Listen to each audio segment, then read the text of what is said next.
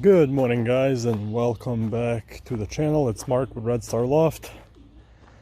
It is 7:52 in the morning, almost 8 o'clock, and here's the birds. This is how I leave them now when there's these nice hot nights. I don't even close this door. I just leave it like this and let them get as much air as they possibly want and need. So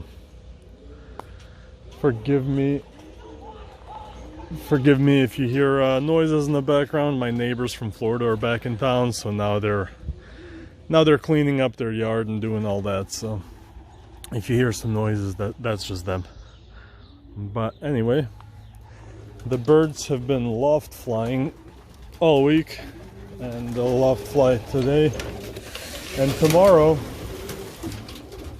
Tomorrow they're gonna go repeat the 36-mile toss, but I'm gonna grab a couple birds, show them to you guys individually. I've done that a little while before, but that was more so while they were loft flying. This is now that I'm actually taking them on tosses. Just a couple birds that stand out to me now even more, and one or two might be a repeat, but yeah, really a couple birds that I've seen come into their own. So I'll show you guys those individually, try and tell you a little bit about them.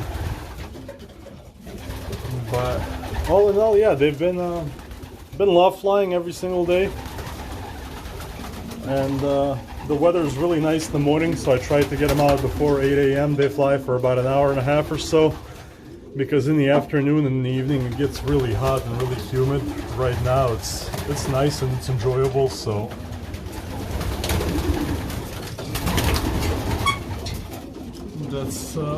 that's where we are. But yeah, they think that I'm about to let them out, so they're all crowding in there, but I will let them out in a few minutes as soon as we talk about a couple things. So I'll start with that guy. Let me grab him real fast, and I'll be right back with you. All right, there we go. You guys have seen this guy before. I've pointed him out. One of my favorite birds, and probably the one that so far I've gotten to like the most. He comes off of both of the parents, or Becker Janssens, come out of Adrian P's loft, and he's just a real recognizable bird, so I always kind of keep an eye on him as I watch him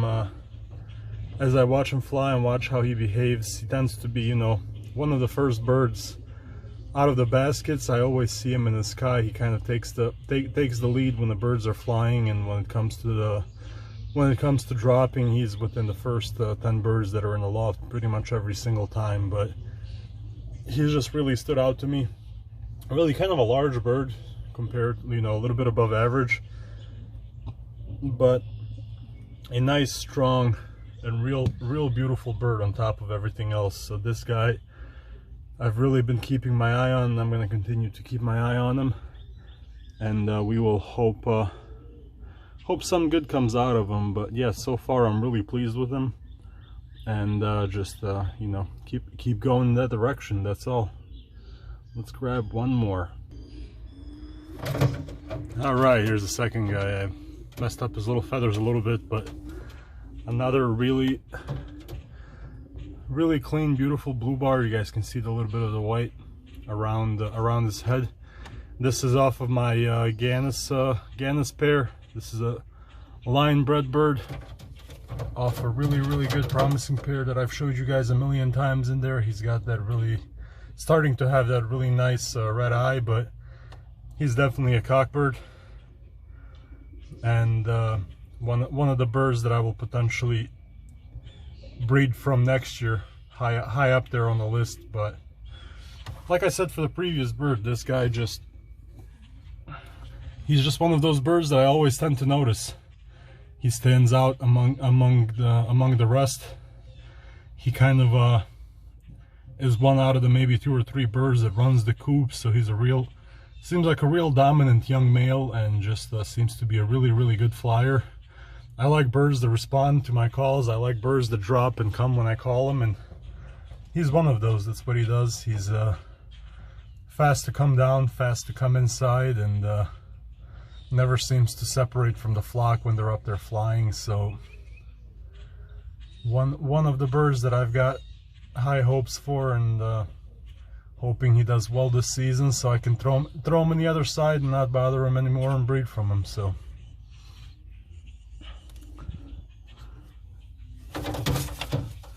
yeah, that's him. Let's go find one or two more. All right, this guy's a little bit of a wild card. Not the calmest bird in the world, but you can see he's red, a dark red, almost looks like he's copper. But I don't know too much about his bloodline, because this one comes out of my some of the older pairs that I've had that I honestly don't know too much detail about. So I'm not even going to try to guess the bloodline. We'll just call him a little bit of a mutt. But, you know, I have a lot of those blue bars and a lot of birds that are hard to tell apart. So I'm sure, you know, as I've said before, that at least a handful of birds in there are worth noticing. I just had, you know, it's hard to separate exactly who's who. But with this guy being red, he's easy to spot up there. And for a bird that I know nothing about his bloodline, about his, you know, about his history, he is a really solid flyer. He's two times so far, I'm trying to think back, 2 times so far he was the first bird down on the loft after the tosses. I think it was the 15 and the 25 mile toss, if I'm remembering correctly. I might be wrong, but I know that it was 2 tosses past 10 miles that we did. He was the first bird on the loft and first bird in the loft, so really happy with him. Nice looking bird, nice color. So just a little, like, I just wish he was a little bit tamer. Right now he's doing okay, but man, when you're in the loft, he's all over the place. So let's get him back in there and let the rest of the birds out. All right. And so you guys remember that grizzle that was injured that I pointed out to before? He still is. This guy.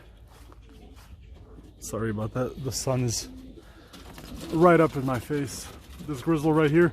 He is still doing a really good job, but it seems like ever since his accident, he's much calmer, much quieter, much more reserved. Like I said, he's still flying well. I'm still really happy with him, but it seems like ever since he got hit by a hawk, his demeanor changed a little bit. So keeping an eye on him, but yeah, I'll let the birds out before I head out to work. See, they're flying out before I even get a chance to open all the doors. That's what I love to see. No chasing, none of that nonsense. The birds want to fly, and the birds just hit the road.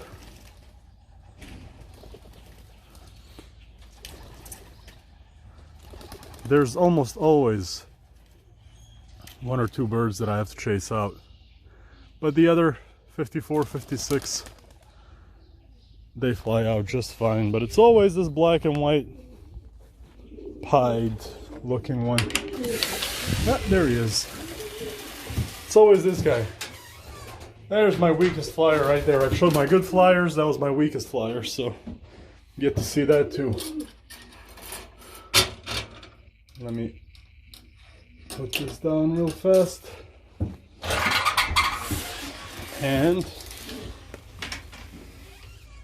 yeah, I'll just show you the birds for a minute and call it a day. I just gotta grab some shade so I can look up. Where are we? Yeah, they're definitely not flying those tight circles anymore, because I've let them out seconds ago. There we go. And they're not just zooming around the house. I did just see them right here, but they didn't come through here. They must have gone straight down. So they don't stick around the house too much. But yeah, instead of staring at the blank sky, we'll call it a day. Thank you guys for watching. Please like, share, comment, subscribe, and look at that. You see him right there? There he goes. The one that I was just complaining about. Really want to get rid of that guy. There they are. Pardon me. Anyway, like, share, comment, and subscribe if you're not. It really does help me out, and I appreciate you guys watching, taking the time to comment, taking the time to give helpful advice. Emphasis on helpful. And keep them flying. I'll be back with you guys in the next few days. Have a good one, and take care.